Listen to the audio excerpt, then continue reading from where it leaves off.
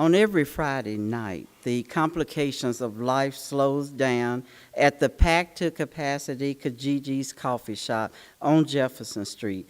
Poetry turned the stressful juggling of business, family, health, dating, and everyday struggles into a magical place where words and feelings sprung uninhibited in the heart. I was known as the queen of Nashville poetry. I pictured myself becoming the next Maya Angelou. And the event I hosted was an oasis to poets and poetry lovers to escape the daily grind. But now the deafening roar inside me drowned everything out.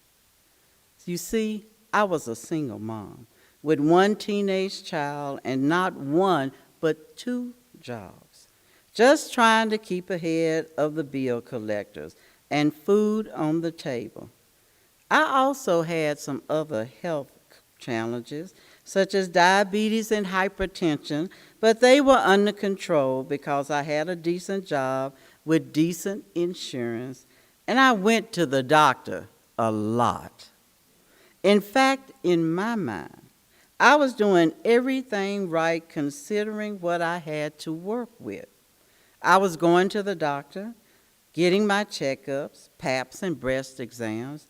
I should have been okay, right? Boy, did life have a bomb to drop on me. So you guessed it. During this perfect storm of life's work, complications, joys, and sorrows, along comes cervical cancer. And it knocked me completely off my feet and put a spin on everything that I thought I had going on. Cervical cancer trumped all of that. At times, it still seems so unreal that I would have a story to tell like this. I'm not saying that I thought myself too good to get cancer, but I had so many other things going on in my life that surely cancer would not become one of those things.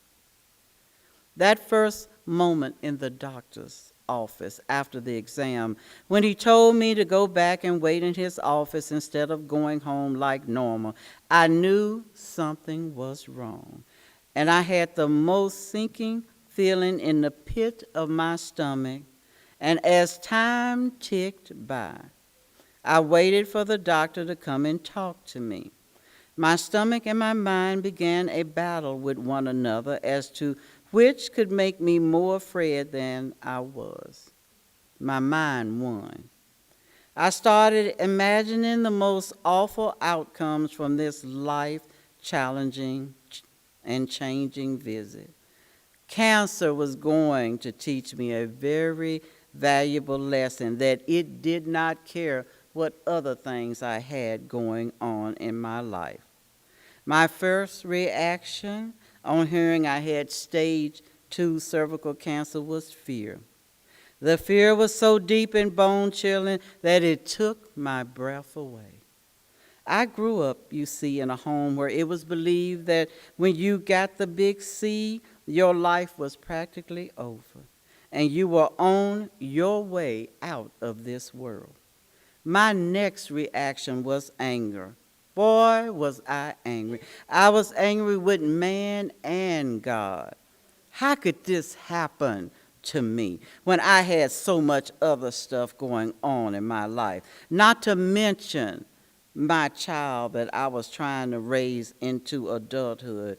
And I was going to be the next Maya. But cancer did not care. Give me a break, my mind screamed. I did not have time to go to 28 days of treatments and be off work as well as going into the hospital, not once but twice, and having to stay 3 days each to have radioactive rods placed in my vagina and to be cut off from those I loved. I was not ready to be weak and sick. I had so much to do, bills to pay, life to be lived. But cancer did not care.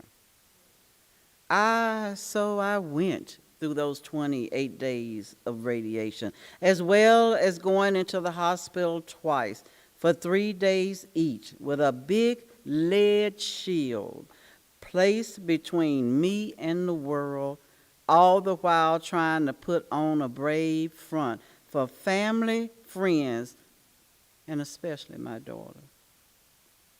You see, it was only the two of us against the world and this cancer.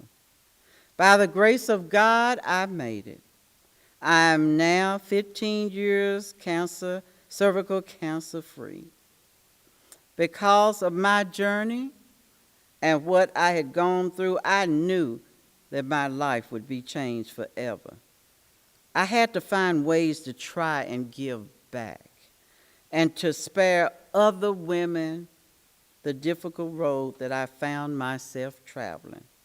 So I founded the Cervical Cancer Coalition of Tennessee to hopefully offer a voice to those who hesitated to speak.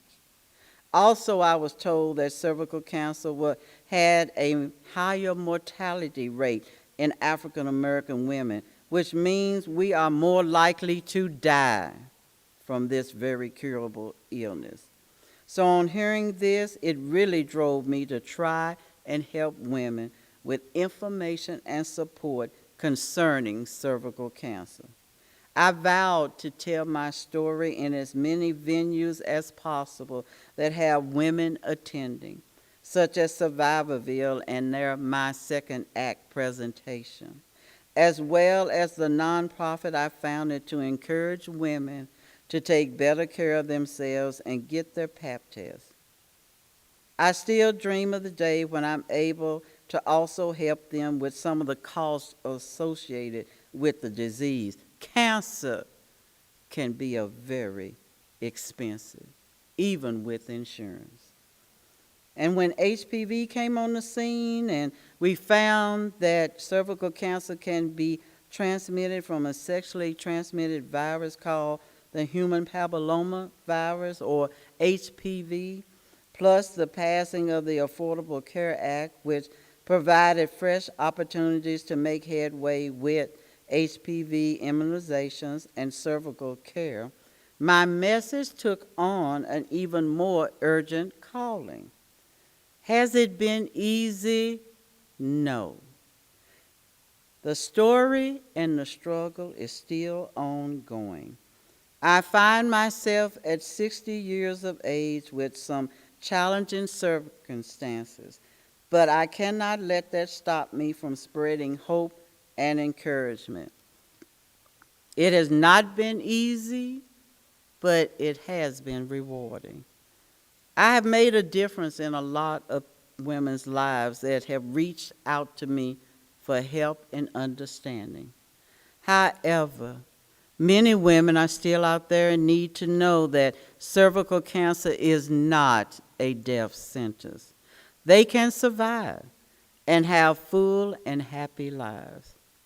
I estimate that going out to health events and conventions such as Survivorville and My Second Act story that I have touched over 1,000 women or more, and hopefully have given them hope and peace concerning their journey.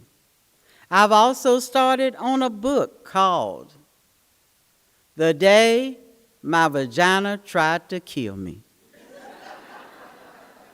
Yes, as good as I was to that, putting on cotton and silk and everything, just go figure. But this book is about my story and my cervical cancer journey.